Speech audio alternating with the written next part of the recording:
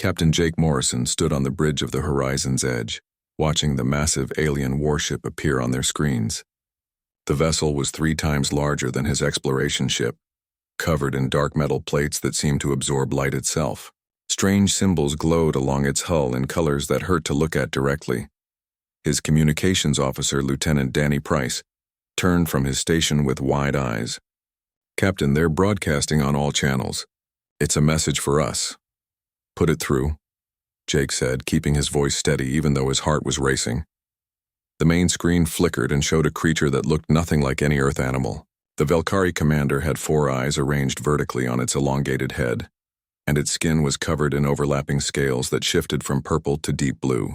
When it spoke, the translation software turned its words into cold, precise English. "I am Commander Jothik of the Velkari Dominion. You have entered space claimed by our empire. Your species will submit to our rule within 10 of your solar cycles, or you will be erased from existence." The alien's multiple eyes blinked in sequence, giving it an unsettling appearance. "We have conquered 17 star systems. Your primitive vessels and small territory mean nothing to us." Jake glanced at his tactical officer, Sarah Collins, who was frantically scanning the alien ship. She shook her head slightly, indicating their weapons would be useless against it. He looked back at the screen and kept his expression neutral. "Commander Jothik, we mean no harm. We're explorers, not warriors. Perhaps we can discuss this peacefully and find a solution that benefits both our peoples."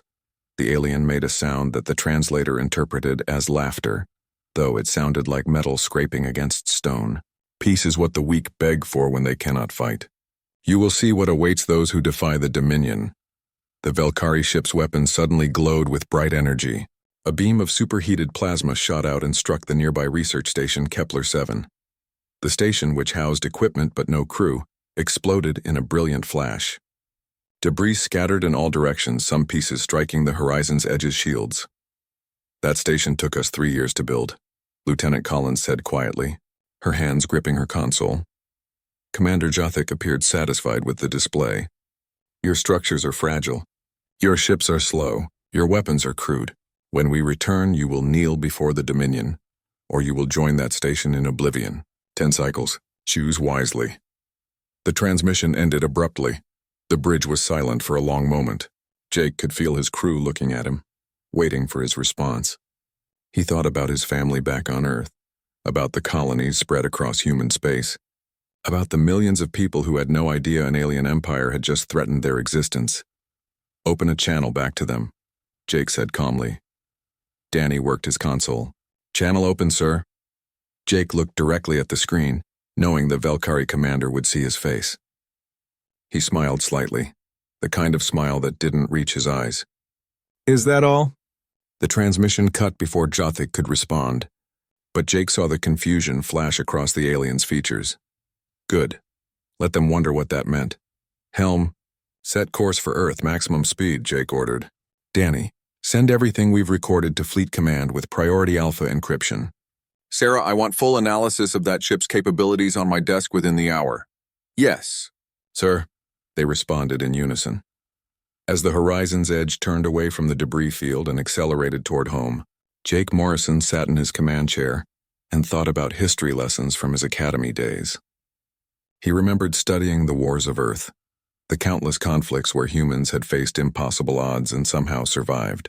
He thought about cities that refused to surrender even when surrounded, about soldiers who fought against superior numbers, about ordinary people who became extraordinary when pushed to the edge. The Velkari had made a mistake. They thought humans were just another species to be conquered, another easy victory to add to their collection. They had no idea what they were dealing with. 10 days later, Jake stood in the command center on Earth, deep beneath the surface in a facility built to survive anything short of a planet-killing asteroid. The room was filled with military officers and civilian leaders, all watching the main display that showed the Velkari threat assessment. Admiral Lisa Grant, a woman in her 50s with silver hair and sharp eyes, stood at the front of the room. She had fought in the colony wars 20 years ago, and still carried herself like someone ready for battle. "Ladies and gentlemen, we have a situation. An alien empire has given us an ultimatum. Submit or die. I want options. Can we negotiate?" asked Senator Carl White, a politician who had always advocated for peaceful solutions. We tried, Jake said from his position near the display. They're not interested in negotiation. To them, we're primitives who should be grateful they're offering slavery instead of immediate extinction. Colonel Pete Hansen, head of military intelligence, stepped forward. He was a thin man with glasses who looked more like a professor than a soldier, but his mind was sharp as any blade. I've analyzed every second of the encounter.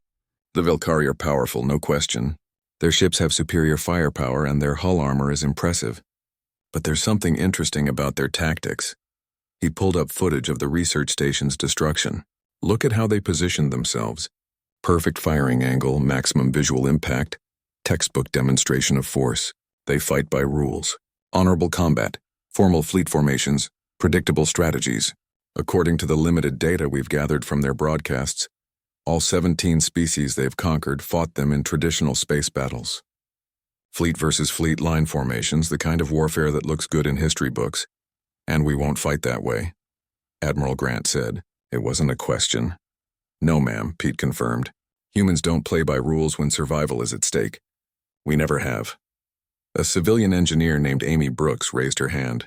She was young, maybe 30, with oil stains on her jumpsuit from working in the shipyards. Admiral, I've been looking at our civilian fleet. We have over 3,000 cargo haulers, mining ships, and transport vessels. They're not warships, but with modifications they could be weapons platforms. How long? Admiral Grant asked. Give me 6 days, Amy said confidently. I can turn a garbage hauler into a missile boat. I can make a mining ship into a siege weapon. The Velkari won't even recognize them as military vessels until it's too late. Jake watched as the room's mood shifted from fear to determination. Someone in the back mentioned guerrilla tactics. Another person brought up historical battles where smaller forces defeated larger ones through unconventional methods. The conversation grew louder, more animated. Admiral Grant raised her hand and silence fell. The Velkari think we're weak because we're small. They think we'll surrender because we're outgunned. They're measuring us by their own standards. She paused, looking around the room at each face. But we're not them. We're human. For thousands of years we've been fighting each other, developing new ways to win against impossible odds. We've survived ice ages, plagues, and our own worst instincts. We're still here because we adapt, we innovate, and we never give up. She activated the display, showing Earth floating in space, beautiful and blue. They want to take this from us. They want to make our children into slaves. They think one demonstration of power is enough to break our will. Her voice grew harder. So here's what we're going to do. We're going to show them what happens when you threaten humanity. We're going to teach them that some species don't surrender no matter what. The vote was unanimous. Humanity would not kneel. They would fight with everything they had, using every trick, every tactic, every weapon they could imagine. The Velkari wanted war, and they were going to get more than they bargained for. As the meeting ended and people rushed to their assignments, Jake stood beside Admiral Grant, both of them looking at the image of Earth. Do you think we can win? Jake asked quietly. Lisa Grant smiled, and it was the same kind of smile Jake had given Commander Jathik. Win? Maybe, maybe not. But we're going to make them regret ever finding us. By the time we're done, the Velkari will tell stories to scare their children about the species that refused to die.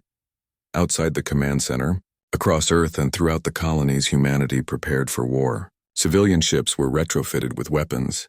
Volunteers signed up for military training. Scientists worked around the clock developing new technologies.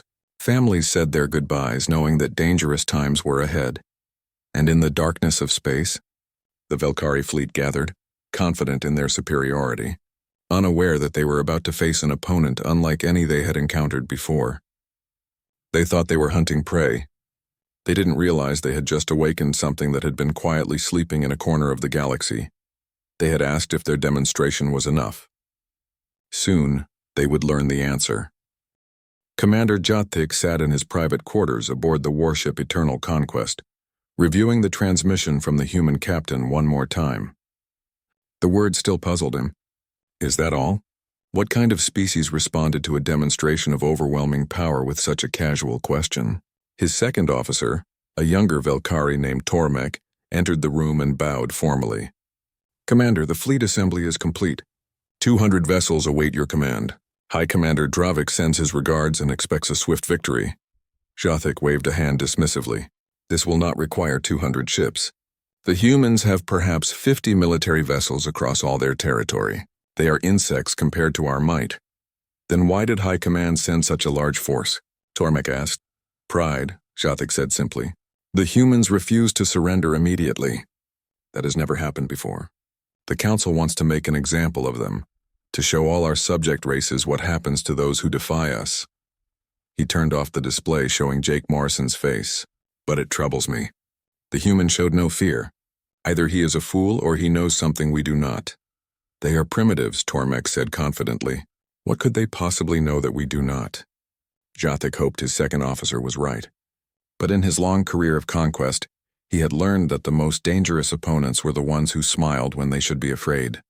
Meanwhile, in the shipyards orbiting Mars, Amy Brooks stood on a platform overlooking the largest construction bay. Below her, hundreds of workers swarmed over a massive cargo hauler called the Big Bear. The ship had spent the last decade moving supplies between colonies. Now it was being transformed into something very different.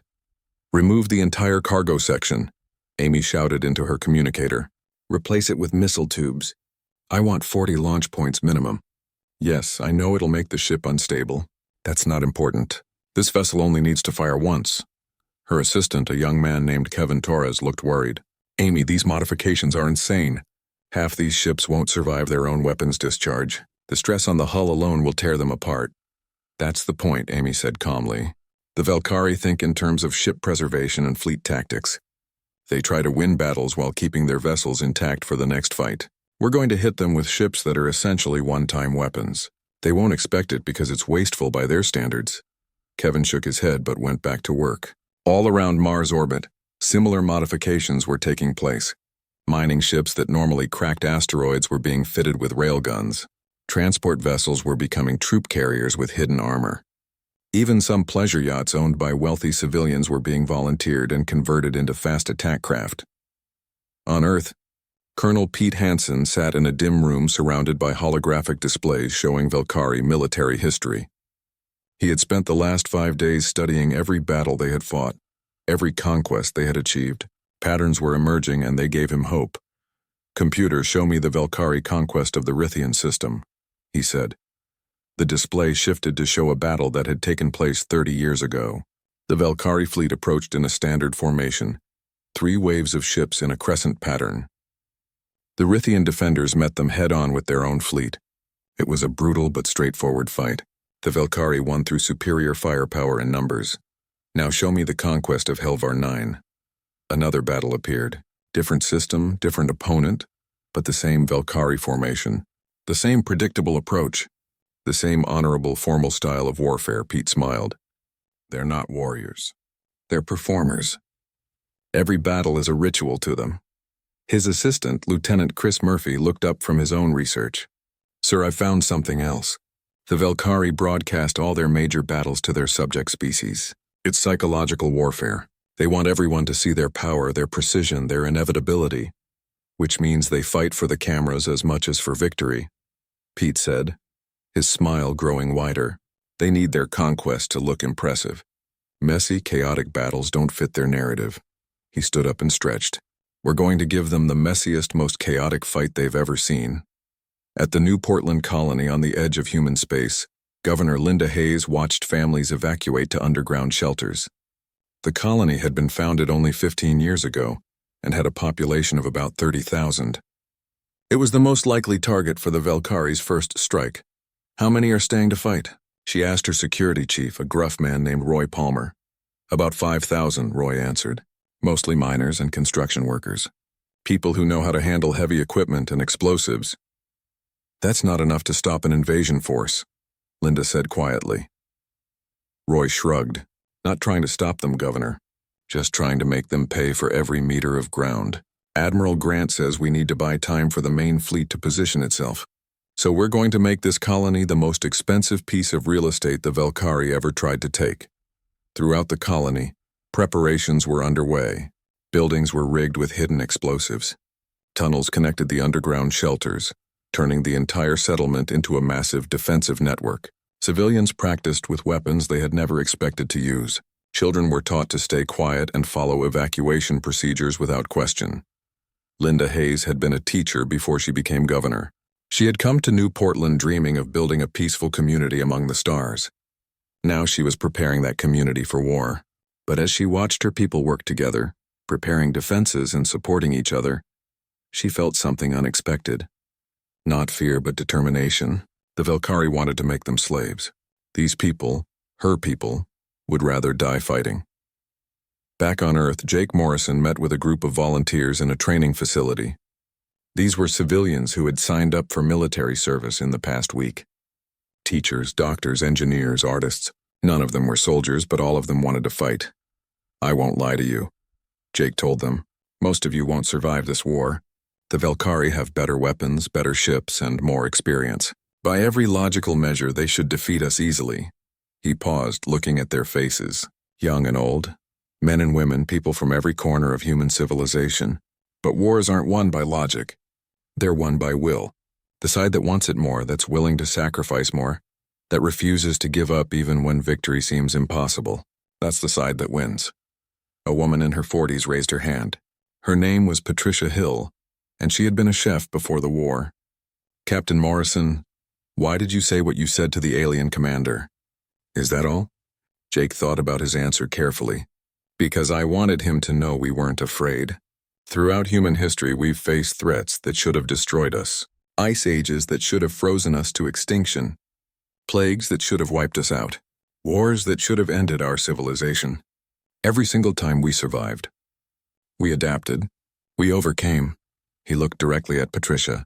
"When that alien showed me his weapon and destroyed our station, all I could think was that we've been threatening ourselves with worse for thousands of years.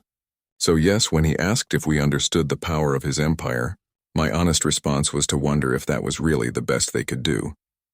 The volunteers looked at each other, and Jake could see understanding spread through the group. They weren't facing something new. Humans had always lived on the edge of destruction. They had just been doing it to themselves instead of dealing with aliens. Training intensified across all of human space.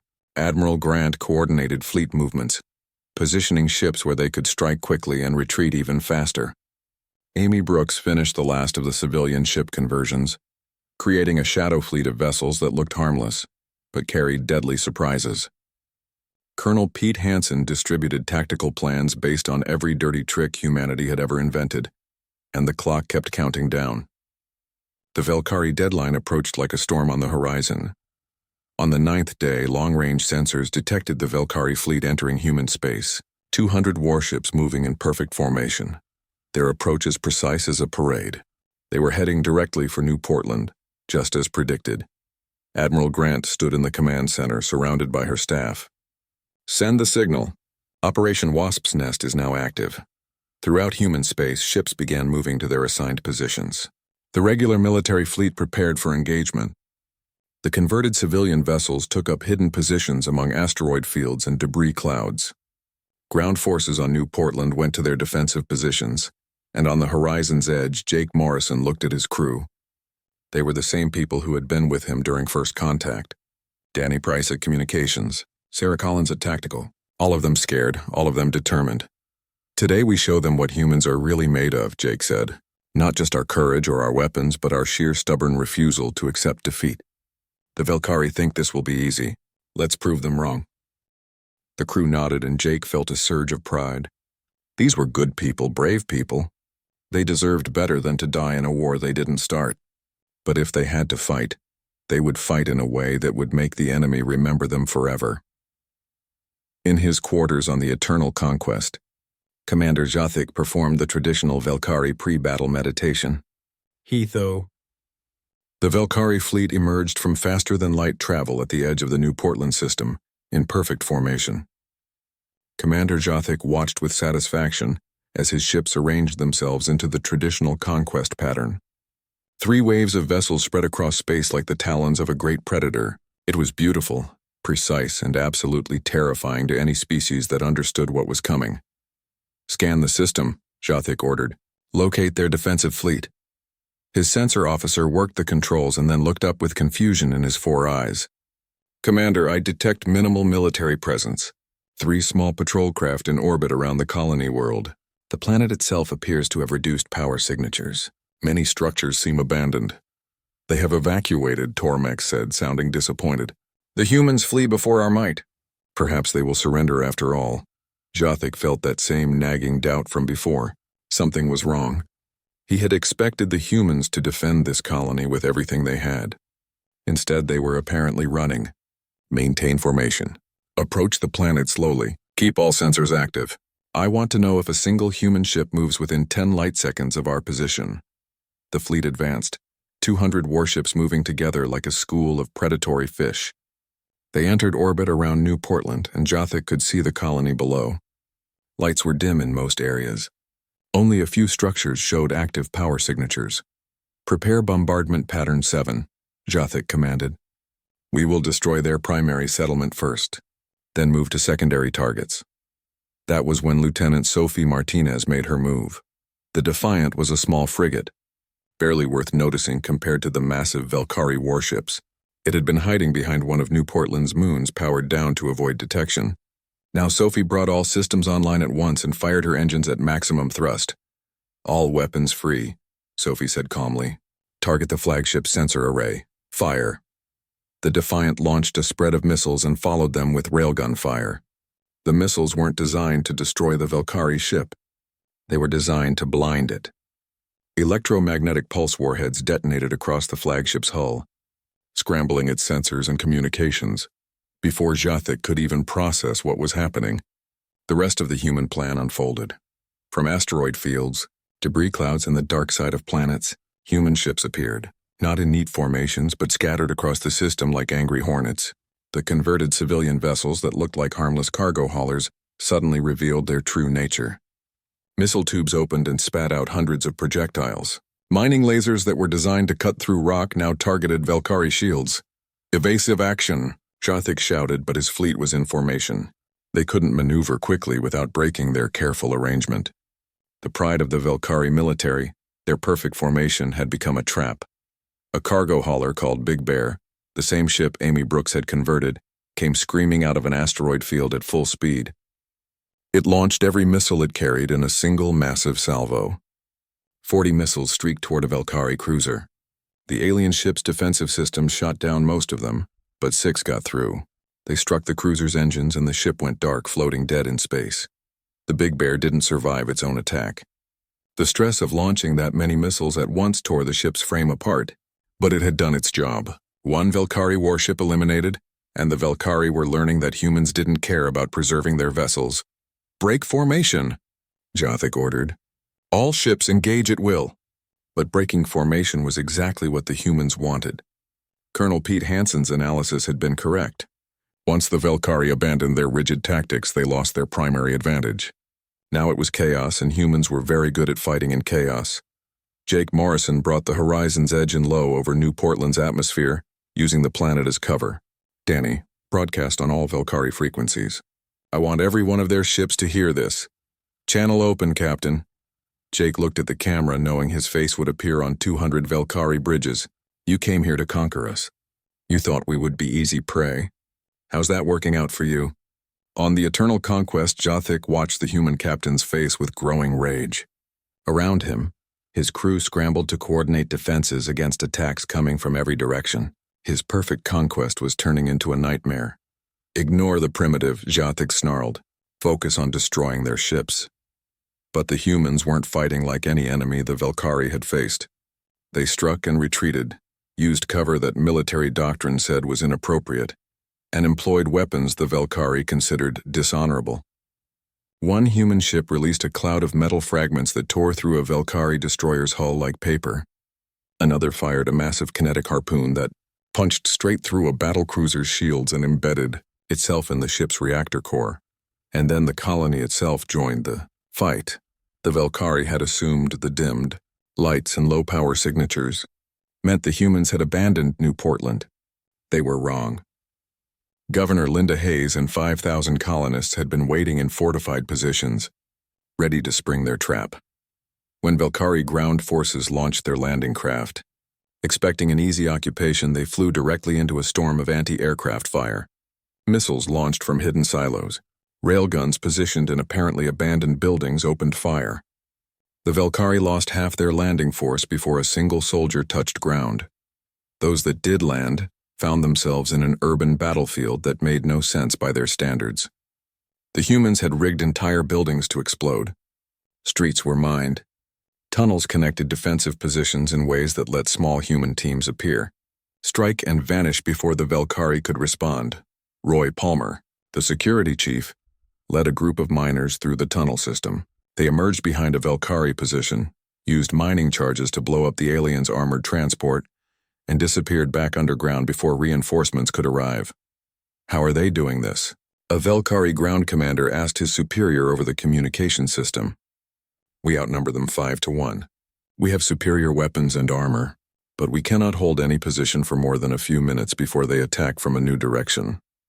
In orbit, Commander Jathik was asking himself the same question about the space battle. His fleet still outnumbered the humans by a huge margin, but he had already lost 30 ships and the humans seemed to have an endless supply of tricks.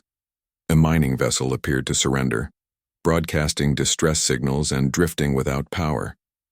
When a Velkari cruiser approached to investigate, the mining ship exploded. The human crew had filled their cargo holds with explosives and turned their entire vessel into a bomb. The cruiser survived but was badly damaged. They are insane, Tormek said, watching another human ship ram a Velkari destroyer. Both vessels exploded in a bright flash. They sacrificed themselves without hesitation. Do they not value their own lives? Jathik understood the problem now. The Velkari fought to conquer, which meant they fought to survive and add to their empire. Losses were acceptable, but only if they served the larger goal of victory. The humans were fighting for survival itself. Every ship they destroyed was worth the sacrifice of their own vessel. Every Velkari soldier killed on the ground was worth the life of a human defender. It was mathematics, but the kind of mathematics that made conquest impossible. The Velkari couldn't afford to lose ships at this rate across all their territory. The humans apparently could afford to lose everything defending a single colony. Commander, we have lost 47 ships, his tactical officer reported. The humans have lost approximately 60 vessels, but many of those were converted civilian craft of minimal value. Our casualties are becoming unsustainable. Jathik looked at the tactical display. His perfect formation was gone, replaced by scattered engagements across the system.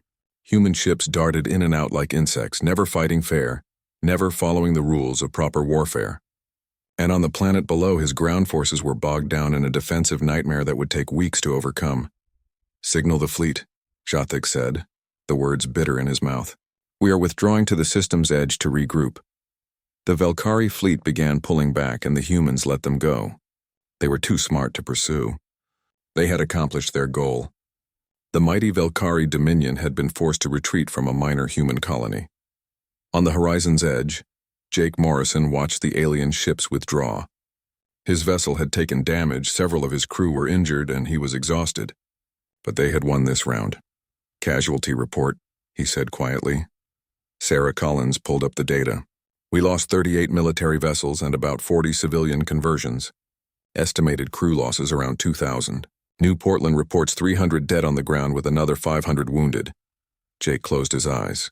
2,000 people dead.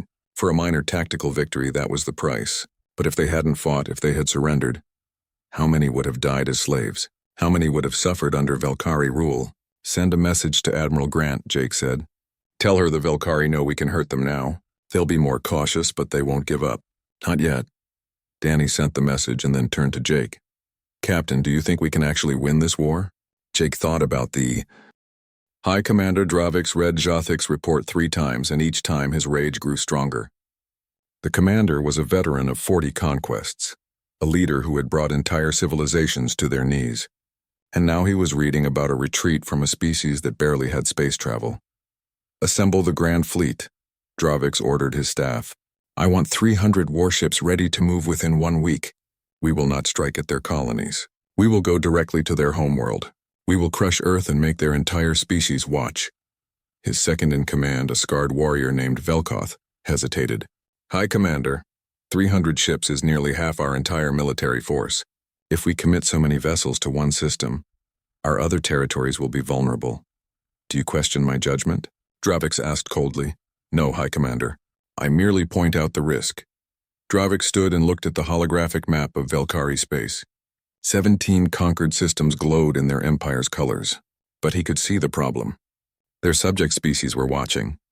News of the retreat from New Portland had already spread. Some of the conquered worlds were beginning to show signs of unrest.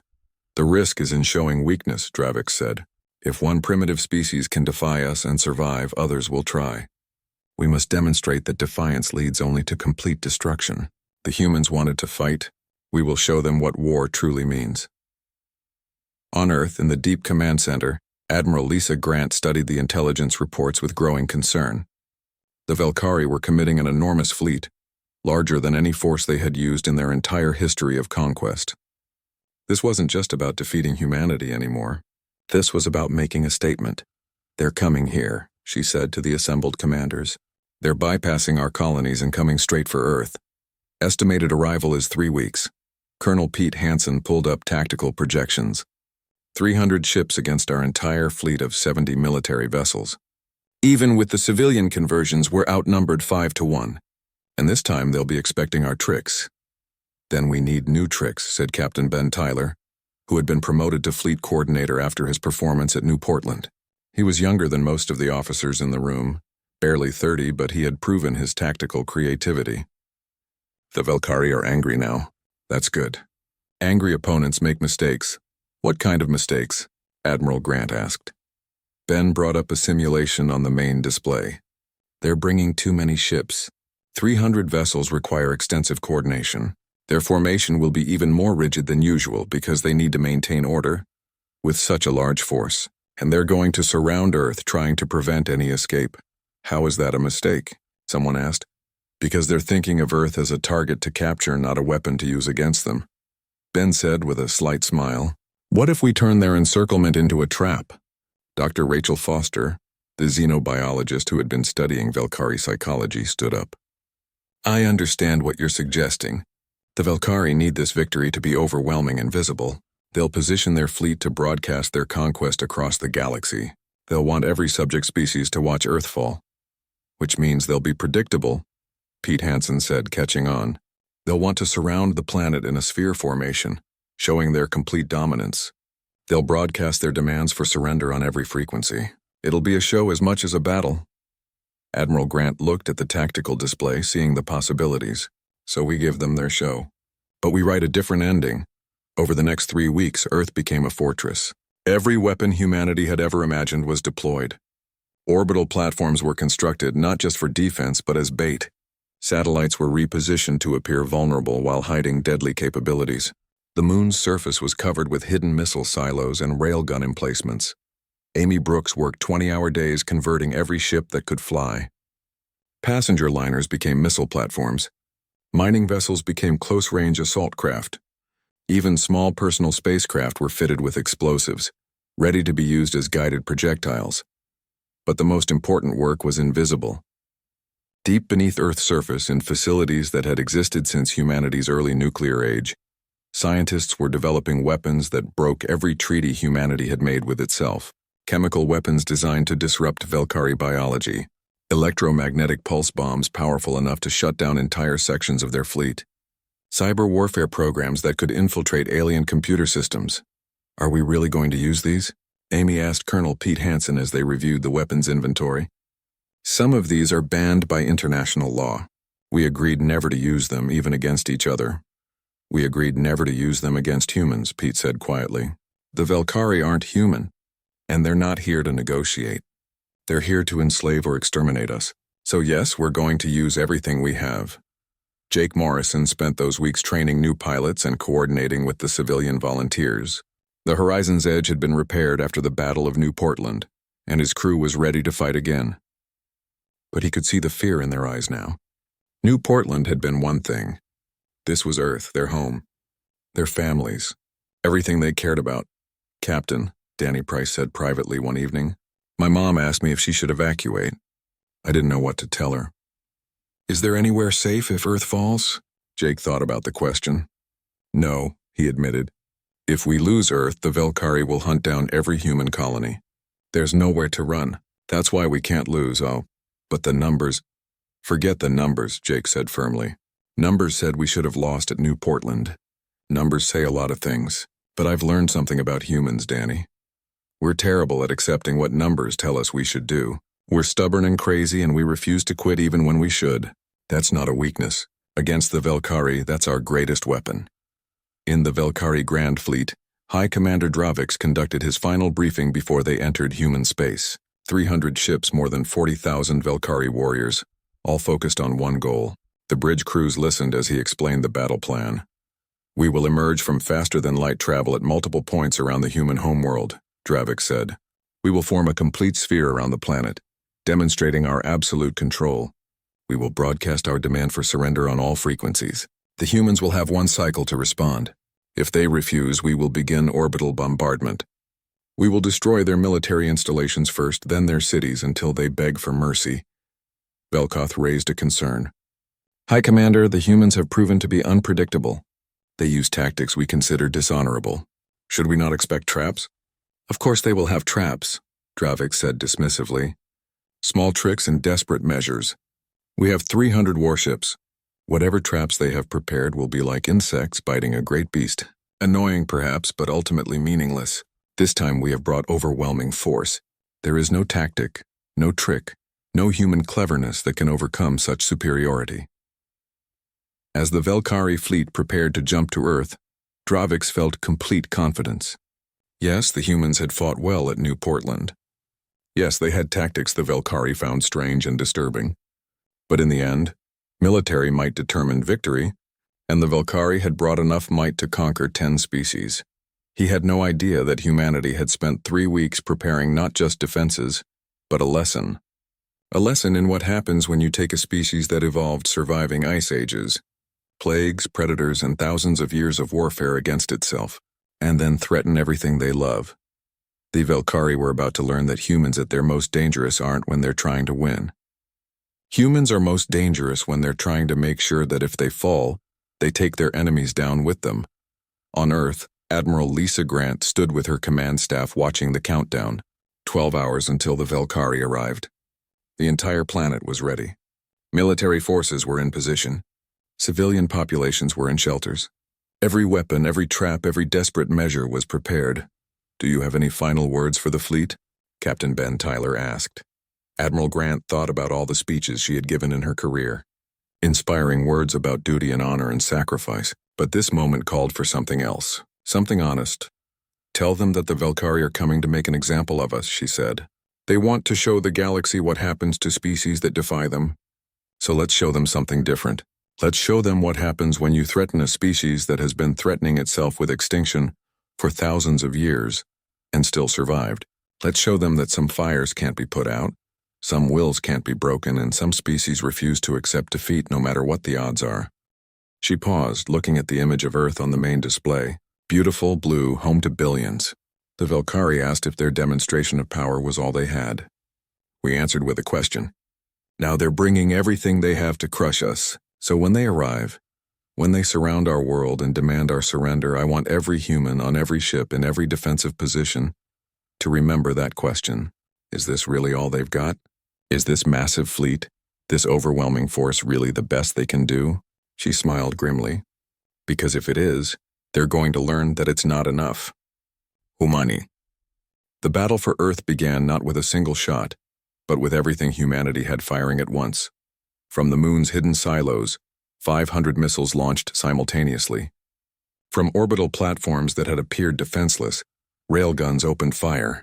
From behind Earth itself, where they had been hiding in the planet's shadow, human ships accelerated at full thrust toward the Velkhari sphere. High Commander Dravix watched his tactical display explode with warning signals. All ships, defensive formation. Return fire! But the Velkhari sphere, so perfect and impressive just moments ago, was now a liability. The ships were spread out to surround Earth, which meant they couldn't support each other effectively. And the humans weren't fighting ship to ship. They were fighting with everything. Jake Morrison brought the Horizon's Edge screaming toward a Velkhari battlecruiser, launching missiles and firing every weapon he had. Danny, broadcast that signal Colonel Hansen gave us. The one in Velkhari digital language. Broadcasting now, Danny confirmed. Throughout the Velkhari fleet, computer systems started behaving strangely. Navigation stuttered. Targeting systems showed false readings. Communications became garbled. It wasn't enough to disable the ships completely, but it was enough to create chaos. And chaos was where humans thrived. Amy Brooks had converted over 200 civilian vessels for this battle. Many of them were designed for just one purpose: to deliver massive payloads at close range and then be destroyed in the process. A mining ship called the Iron Mountain, crewed by volunteers who knew they wouldn't survive, crashed directly into a Valkyrie destroyer at full speed. Both ships exploded in a fireball visible from Earth's surface. "They're insane," Velkoth shouted on the Eternal Conquest's bridge. "They're ramming us with their own vessels." "All ships maintain position," Dravix ordered. "Do not break formation." But maintaining formation against an enemy that fought like this was impossible. The humans weren't trying to win a traditional battle. They were trying to create maximum damage using any method available. From Earth's surface, weapons that had never been tested in space combat fired for the first time. Electromagnetic pulse cannons launched waves of energy that swept through sections of the Valkyrie sphere, temporarily shutting down dozens of ships. Chemical weapons designed by desperate scientists filled the void with clouds that ate through Valkyrie hull materials. "High Commander, we've lost 70 ships," the tactical officer reported. "Enemy casualties are approximately 90 vessels, but they keep coming." Dravix couldn't understand it. Yes, the humans were inflicting damage, but they were losing more ships than the Valkyrie. By every tactical measure, the Valkyrie were winning. So why did it feel like they were losing? The answer was that humans and Valkyrie measured victory differently. The Valkyrie needed to conquer Earth and maintain enough fleet strength to hold their empire. The humans only needed to make the price of conquest too high to be worth paying. Every Valkyrie ship destroyed was a victory, even if it cost 2 human ships. Captain Ben Tyler coordinated the defense from his command ship, the Liberty. He watched the tactical display and saw the patterns. The Valkyrie were strong, but they were predictable. They still fought by their rules even in this chaos. "All units execute strategy Hornet's Nest on my mark," Ben ordered. Mark. Across the battlefield, human ships that had been fighting scattered suddenly coordinated. They swarmed specific sections of the Valkyrie sphere, overwhelming local defenses with sheer numbers. When the Valkyrie tried to send reinforcements, they found their path blocked by debris fields, disabled ships, and more human attackers. On the moon, Colonel Pete Hansen watched the battle from the command center buried deep beneath the lunar surface. "Launch Wave 2, he ordered. Another barrage of missiles lifted off, but these weren't aimed at Valkyrie ships. They targeted the space between the ships, creating expanding clouds of metal fragments and electronic chaff that disrupted sensors and made accurate targeting impossible. The humans are turning the battlefield itself into a weapon, Velkoth observed with something approaching respect. They're creating an environment where our superior technology becomes a disadvantage. Dravix saw it too. His beautiful sphere formation was breaking apart. His ships were surrounded by debris, electronic interference, and human vessels that seemed to come from everywhere at once. And most disturbing of all, the human defense wasn't weakening as losses mounted. If anything, they were fighting harder. What Dravix didn't understand was that every human in this battle knew what was at stake. This wasn't some distant colony. This was Earth, home, family, everything that mattered. Soldiers fought harder knowing their children were sheltered below. Pilots took insane risks because their parents were watching from the surface. Civilians turned warriors because their entire species' survival depended on this single battle. Lieutenant Sophie Martinez, still alive somehow after New Portland, commanded a small group of frigates in hit-and-run attacks. Her ship was damaged, her crew was exhausted, but they kept fighting. They attacked a Valkyrie cruiser, disabled its engines, and retreated before reinforcements arrived. It was the 5th ship they had crippled in 2 hours. "Sophie, we've got structural damage," her engineer warned. "Another engagement and we won't make it back." "Then we better make the next one count," Sophie said simply. Across the battlefield, that same determination drove every human combatant. They knew the odds. They knew many of them would die. But they also knew that surrender meant the end of everything, while fighting meant at least a chance. Admiral Lisa Grant watched the casualty reports climb and forced herself to remain calm. They were losing ships faster than projected. The Valkyrie were adapting to human tactics, but they were also achieving their goal. The Valkyrie fleet was being ground down, forced to expend resources at an unsustainable rate. "Admiral, message from High Commander Dravix," her communications officer reported. He's requesting a direct communication. Put him through. The Velkari commander appeared on her screen. His scales were darkened with stress and all four eyes showed fatigue. Admiral Grant, this is madness. We have both suffered terrible losses. I propose a temporary ceasefire so we can negotiate terms. Lisa almost laughed. Negotiate? You came here to enslave or exterminate us. There are no terms. You leave our space or we keep bleeding your fleet until there's nothing left. You cannot win, Dravix shouted. Even now we still outnumber you. We can still destroy your world. Maybe, Lisa agreed. But how many ships will you have left? Half? A third? And when you return to Velkari space with a broken fleet, what happens to your empire? How many of your subject species will see that you're vulnerable? How many rebellions will you face? Dravix's expression showed that her words had hit home. That was exactly what he feared. The Velkari Dominion maintained control through perceived invincibility. This battle, broadcast across the galaxy as intended, was showing everyone that the Velkari could be hurt.